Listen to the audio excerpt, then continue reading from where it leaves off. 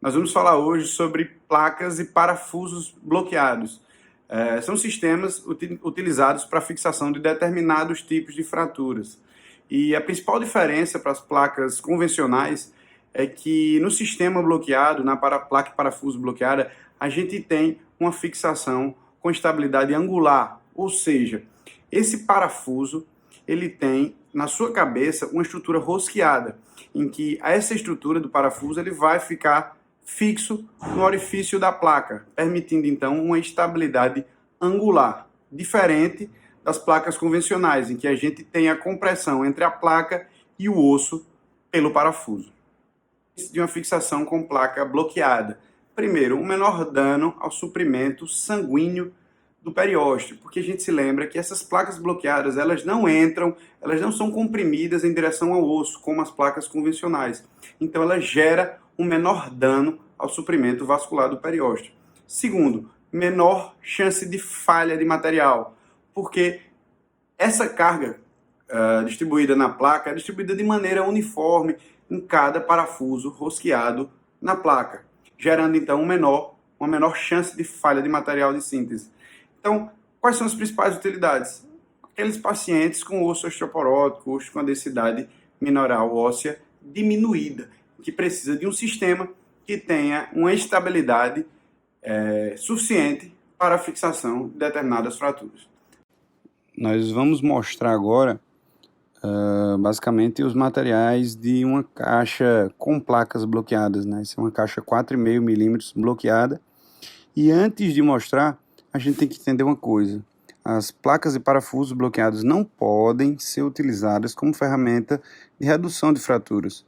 Por exemplo, se um único parafuso for aplicado em um lado da fratura, a posição da placa e daquele fragmento de fratura será fixa e não pode ser ajustada.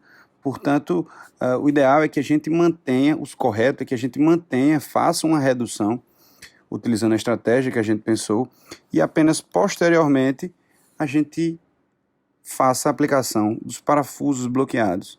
E outro detalhe, a perfuração deve ser feita apenas com guia de broca rosqueado na placa, porque a partir do momento que a gente faz esse rosqueamento na placa, a angulação já é adequada, já é precisa para que esse parafuso fique bloqueado na placa e tenha a sua função da maneira adequada. Além disso, parafusos convencionais, subcortical e esponjoso, podem ser utilizados também no mesmo fragmento da fratura, desde que os convencionais, como os corticais, por exemplo, sejam colocados primeiro e depois a redução adequada da fratura, a gente faz então a aplicação dos parafusos de bloqueio. Agora nós vamos mostrar uma caixa 4,5 bloqueada. Você observe o guia de perfuração rosqueado na placa para permitir o bloqueio adequado do parafuso. Agora nós estamos mostrando uma placa de 4,5 milímetros bloqueada, utilizada para fixação de fraturas do fêmur, por exemplo. Observe os orifícios, o mais à direita, o mais proximal é um orifício bloqueado, né, rosqueado, e o segundo, um orifício simples, para fixação de parafusos corticais. Isso aí é um 4,5 agora bloqueada de baixo perfil. Agora nós estamos mostrando uma placa de reconstrução bloqueada, em que também tem os orifícios de bloqueio.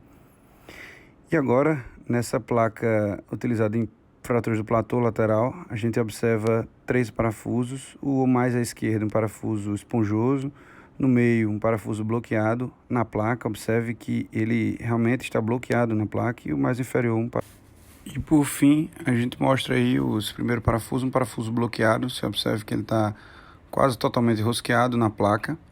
E abaixo um parafuso cortical, em que a superfície da cabeça não fica rosqueada na placa, mostrando a diferença entre eles.